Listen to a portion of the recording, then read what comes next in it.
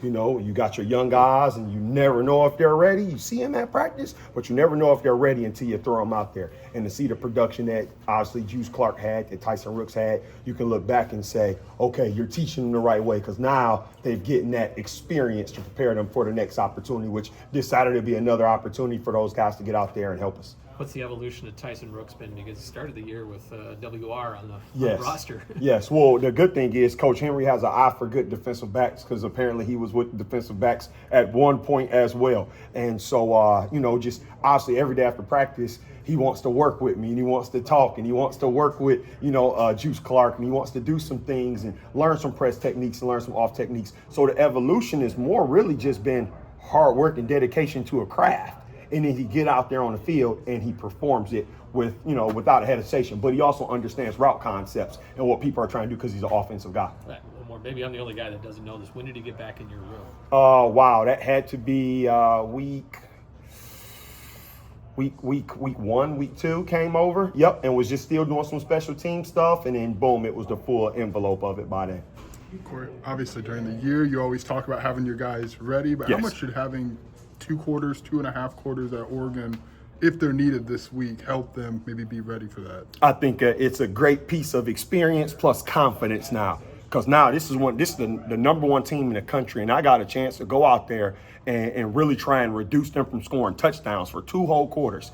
Now I got some not only confidence in my ability, but I got confidence in the experience that I just went through against some really, really fast receivers. So I think that helps build on what we're trying to build within them, but them actually going out there and experiencing things really helps you a lot. Did you have a message for those, as the injury started to pile up like that? Did you have a message, or had that message been crafted for?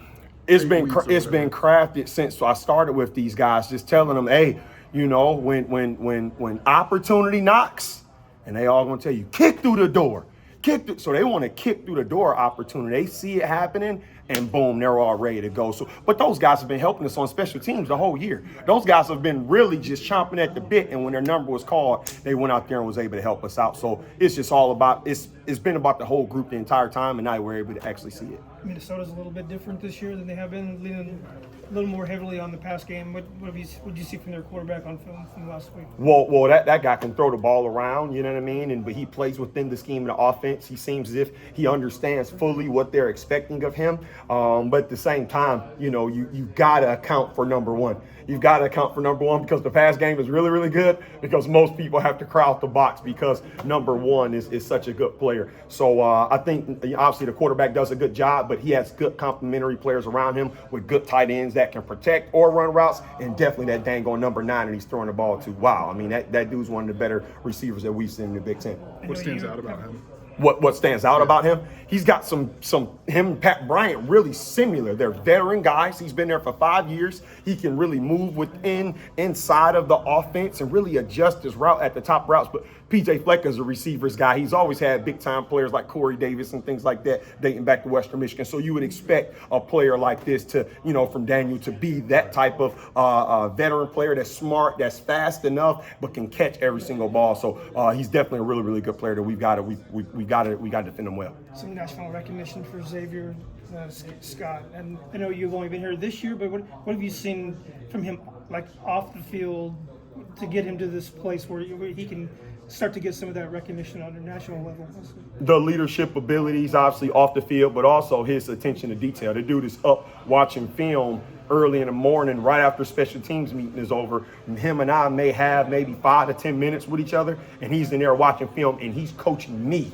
He's telling me what he can see instead of me being, always telling. No, he's telling me what he sees, what he can identify with splits and cuts of receivers, and it's helping him just continuously grow. I mean, the dude is really, really smart, and he's got essentially the full package. Now he's just got to keep playing and keep producing while the pressure of notoriety, quote unquote, is on. And I think he'll be able to live in that because he's been raised the right way.